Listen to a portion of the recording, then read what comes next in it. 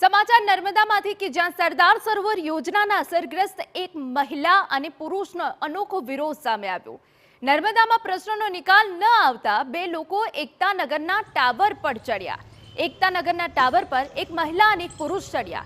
બંને સરદાર સરોવર નર્મદા નિગમના અસરગ્રસ્ત હોવાનું તપાસમાં ખુલ્યું। પડતર પ્રશ્નોના નિકાલ માટે બંને બેઠા હતા હડતાળ પર। તો બંને સરદાર સરોવર નર્મદા નિગમના અસરગ્રસ્ત હોવાનું તપાસમાં ખુલ્યું અને અનોખી રીતે પોતાનો વિરોધ વ્યક્ત કર્યો હતો। એક મહિલા અને પુરુષ જે અમે આપને દ્રશ્યોમાં બતાવી રહ્યા છે કે જેઓ ટાવર પર ચડી ગયા હતા। અમારા સંવાદદાતા વિશાલ પાઠક વધુ વિગત આપી રહ્યા છે। વિશાલ, શું વિગત? જી હિના, જે આ મહિલા અને એક પુરુષ છે એ ચીચડિયા ગામના રહેવાસી છે અને નર્મદા નિગમ જે સરદાર સરોવર નર્મદા નિગમ છે તેના અસરગ્રસ્ત છે।